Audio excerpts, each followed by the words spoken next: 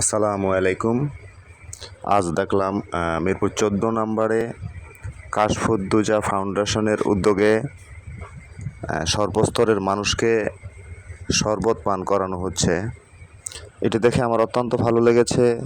এখানে রিক্সা চালক, পথচারী, সাধারণ জনগণ, এমনকি স্কুলের বাচ্চারাও পানি পান করছে, শরবত পান করছে।